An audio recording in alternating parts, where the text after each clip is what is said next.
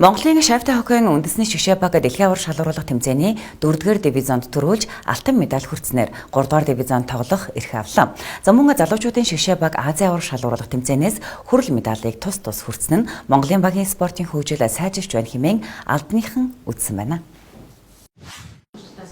Кувейт улсад болсон хоккейн 4-р дивизионы дэлхийн аварга шалгаруулах тэмцээн 4-р сарын 16-наас 19-нд боллоо. Уг тэмцээнд өршөлдсөн Монгол улсын насан туршид үндэсний шгшээ баг Индонез улсыг 9-3, Кувейт улсыг 5-2, Малайз улсыг 14-2 онооны зөрүүтэй хоцсноор дэлхийн аварга болсон байна. Уг тэмцээний финалийн тоглолтод 3 үеийн турш маш өрсөлдөөнтэй сэтгэл хөдлөн болж хөгжөөн дэмжигчдийн урд өмнө хязгаарч байгаагүй тэмцэлтэйгээр болсон гэж хоккейн холбооны төлөөллөд дурдж байна.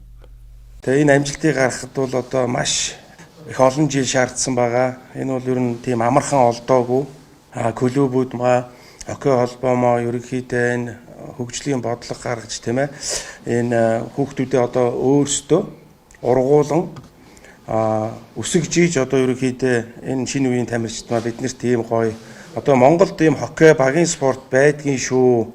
Тэгээ ганцаарчилсан спорт биш. Багийн спортоор бас одоо ингээд анхны дэлхийн аваргын чансаатай медалийг ацсанд одоо ингээд батлаад одоо ингээд Монгол хоккей байдаг юм байна, хөгжих боломжтой юм байна гэдгийг ингээд уриалж байна. Улсынхаа шгшээд тоглох одоо шгшээ уугийнхаа сүүлийн тоглолтыг хийгээд ирсэн. Тэгээд за өдний хүртэл одоо явхад маань тэгээ одоо багш дасгалжуулагч нар одоо арын алба Монголын хоккей холбоо тийм бүх Монголын үеийн дасгалжуулагч нар тамирчид үе тэгээд бид нартай бүгдэнд нь баярлалаа.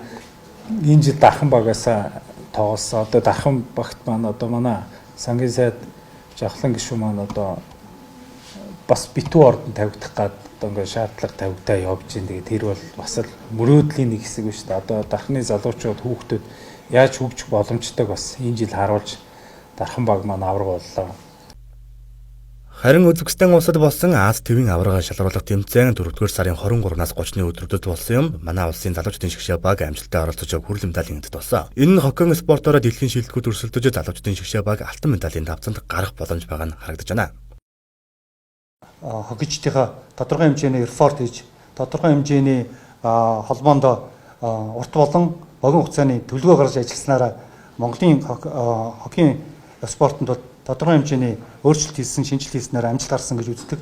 Үүнд бол одоо Монголын хоккей холбооны ерөнхийлөгч, улсын хурлын гишүүн, сангийн сайд, болдын жавхлан бидний бүрэлдэхүүн маань энд бол тодорхой хэмжээний хамтарч ажиллалтын үүднүүд бол бид өнөөдрийн энэ сайхан амжилтуудыг хүргэж байна. Монгол улс 2022 оноос битүү дээвэртэй ордонтой болсноор шавьтай хоккейн төрлийг сонирхох хүүхэд залуучдын тоо жил бүр нэмэгдэж байна. Энэ жил хийхэд дотоодын лигт 5 баг өрсөлдсөн бөгөөд тус 5 багаас дэлхийн аваргад тоглох тамирчтай сонгон шалгаруулалт хийж авсан. Шавьтай хоккейн спорт манай улсад хөгжиж байгаатай холбогдуулан энэ онд нийслэлд сонгон арихын дүүрэг орон нутагт дархан хотод улсын төсвөөр шинээр спорт цогцлборууд барин хэмээн мэдэгдэж байна. Хамгийн гол нь энэ төрлийн багийн спорт эрсдэл өндөртөө хүчний спорт байдаг тул бага наснаас ур чадвар эзэмшиж айцаа даван тулах шаардлагатай байдаг. Манай улсын хувьд сонирхчдод харьцангуй залуу бага наснаасаа шилжиж байгаа нь ирээдүйд том давуу тал бий болно гэж үзэж байна.